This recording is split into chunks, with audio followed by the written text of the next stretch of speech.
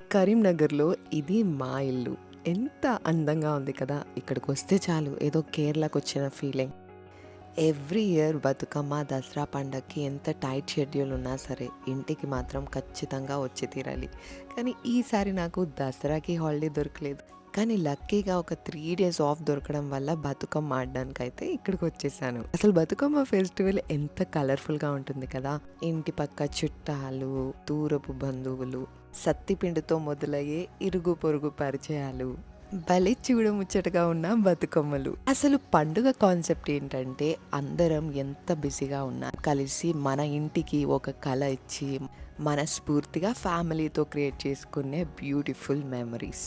మన తెలుగు వాళ్ళకి బోల్డ్ అని ఫెస్టివల్స్ కదా, అంటే బోల్డ్ అన్ని సార్లు కలిసి హ్యాపీగా టైం స్పెండ్ చేసే ఛాన్స్. బట్ మీ ఇంట్లో ఏదైనా పండగ సెంటిమెంటల్గా ఉందా?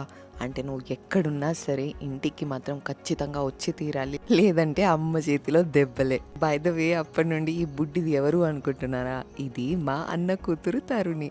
ఈ మోడ్రన్ లైఫ్ ఎంత ఫాస్ట్ ఫార్వర్డ్గా ఉన్నా సరే ఫ్యామిలీ, ఎమోషన్స్, పండగలొస్తే అందరం కలిసి ఉండాలి అనే వాల్యూస్ వాళ్ళకి ఖచ్చితంగా నేర్పిస్తూనే ఉండాలి.